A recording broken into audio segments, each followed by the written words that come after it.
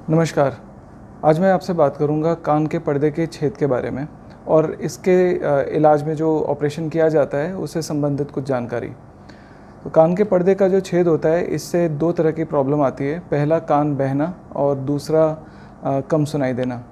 और कुछ ऐसे भी लोग हैं जिनको शायद ये प्रॉब्लम कभी बचपन में हुई होगी और दोबारा वो कई सालों बाद प्रॉब्लम दोबारा एक्टिवेट हो गई। तो ये ज़रूरी नहीं है कि प्रॉब्लम का अनुपात हम नापें कि वो आपको कितनी परेशानी दे रही है। और बहरहाल कई बार लोग ये सोचते हैं कि ना तो हमें कान बहता है, ना हमें सुनाई में कोई प्रॉब्लम है, तो हम इसका ऑपरेशन ही क्यों कराएं। मेरा बताना ज़रूरी है कि कान का जो पर्दा है उसके जस्ट पीछे, हमारे कान के जस्ट पीछे सुनाई की हड्डी होती है जिसे मेस्टॉइड बोन कहते हैं। और समय के साथ कभी कभार कान के जो पर्दे की बीमारियां होती हैं उसकी वजह से मेस्टॉइड के अंदर भी इन्फेक्शन आ जाता है, जिसको दवाइयों से कई बार ठीक करना पॉसिबल नहीं हो पाता और उसमें हमें फिर ऑपरेशन बड़ा करना पड़ता है। और कान एक क्लोज्ड एनवायरनमेंट में रहता है, वो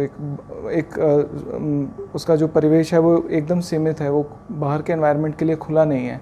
तो अगर ये पर्दे में सुराख होगा तो उसकी वजह से कांस्टेंट टॉक्सिन्स और वायरसेस और इन्फेक्शंस कान में जाएंगे और धीरे धीरे सुनाई की शक्ति को क्षीण करेंगे, कम करेंगे, नस कमज़ोर करेंगे, जो कि ऐसी परिस्थिति आ जाती है जिससे हम ऑपरेशन से भी सुधार नहीं कर पाते। और इससे एक और समस्या क्रिएट होती है जिसे टिम्पैनोस्क्लेरोसिस कहते हैं, जो कान की 3 सुनाई की हड्डियां होती हैं जो कान के पर्दे के पीछे रहती हैं। वो हड्डियों के जोड़ जो हैं वो कैल्शियम से जकड़े जाते हैं और उसकी वजह से जो है वो सुनाई ऐसी अफेक्ट होती है कि ऑपरेशन से भी कई बार सुधार में नहीं आ सकती।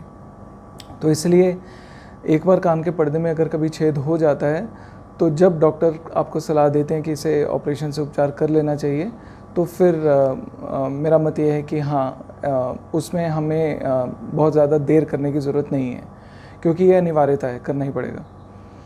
अब इसका ऑपरेशन कैसे किया जाता है और उसके ऑपरेशन से संबंधित सक्सेस क्या है, कॉम्प्लिकेशंस क्या हैं। तो कान का ऑपरेशन जो है वो डॉक्टर अपनी ट्रेनिंग के अनुसार करते हैं। जो लोग कान के अंदर से कर सकते हैं वो परमेटल अप्रोच, तो बिना चीरे के कान के अंदर से हो जाता है, और कुछ लोग कान के बैक साइड से करते हैं जो पोस्टोरल कहते हैं। दोनों में रिजल्ट्स में कोई चेंजेस, कोई डिफरेंस नहीं है। हम लोग अपने क्लिनिक में कान के अंदर से ही 99% सारे ऑपरेशन करते हैं, तो इसमें हम लोगों की एक्सपर्टीज़ है। एक तरह से कहें तो ये सूचरलेस सर्जरी है, टांका रहित। हालांकि एक आध टांका ग्राफ्ट के लिए आता है, तो पर्दे के ठीक करने के लिए ग्राफ्ट तो चाहिए होता है, तो उसके लिए आता है। अब वो जो पर्दा लगाया जाता है वो बेसिकली बॉडी का अपना ही टिश्यू है। हम कान के ही बगल से 1-2 जगह से उस टिश्यू को, ग्राफ्ट को हार्वेस्ट करते हैं और जिस जगह डिफेक्ट होता है उस जगह पे उसको सटा दिया जाता है। ऑपरेशन का जो सक्सेस का चांस है वो हम लोगों का करीबन 90 से 95% है। मतलब अगर मैं कहूँ तो हम 100 लोगों का ऑपरेशन करें तो करीबन 90 से 95% सक्सेस पा जाते हैं। और जो सक्सेस नहीं पाते, इसका मतलब ये नहीं कि उनमें कोई नई समस्या क्रिएट हो जाती है। वो किसी ना किसी कारणवश पर्दा जो है वो स्थिर नहीं रह पाता, गल जाता है, कभी फंगस हो जाए या अपने खुद की शरीर की हीलिंग की क्षमता कम होती है, तो उसकी वजह से कई बार वो छेद दोबारा आ जाते हैं। ऐसे केस में हमें सर्जरी को रिवाइज करना पड़ता है, दोबारा जाके दोबारा ऑपरेट करना पड़ सकता है। लेकिन ज़्यादातर ये ऑपरेशन जो है इनमें कोई मेजर कॉम्प्लिकेशन नहीं होती। फिर भी कुछ चीज़ों का जानना ज़रूरी है। कोई भी कान के ऑपरेशन में थोड़ा मोटा दर्द, जिसके लिए दवाई दी जाएगी, थोड़े मोटे इन्फेक्शन का चांस, ये सामान्य बातें हैं। कान के अंदर से एक स्वाद की नस भी निकलती है जिसे कॉडा टिम्पैनी कहते हैं। ज़्यादातर डॉक्टर इस बारे में आपसे चर्चा नहीं करते, लेकिन उसका कारण ये है कि बहुत बार वो अफेक्ट नहीं होती। लेकिन 1-8% केस में कभी ऐसा हो भी सकता है कि कुछ समय के लिए आपको लगे कि जीभ का कुछ हिस्सा जो है वो एक तरफ का, उसमें स्वाद की थोड़ी सी डिफरेंस आ रहा है, एक डिफरेंट तरह का टेस्ट आ रहा है। बहुत ही कम लोगों में देखा गया है, इसलिए इसको ध्यान में रखते हुए कभी ऑपरेशन के बारे में बहुत सोचने की ज़रूरत नहीं पड़ती। तो मैं इसे बहुत ही रेयर कॉम्प्लिकेशन मानता हूँ। इसके अलावा थोड़ा बहुत कान का भारीपन या चक्कर आना, ये सब सामान्य बातें हैं। जनरल एनेस्थीसिया से रिलेटेड 1 आध दिन की कमज़ोरी कई बार हो जाती है। तो इस हिसाब से देखते हुए कोई मेजर सर्जरी के रिस्क नहीं माने जाते।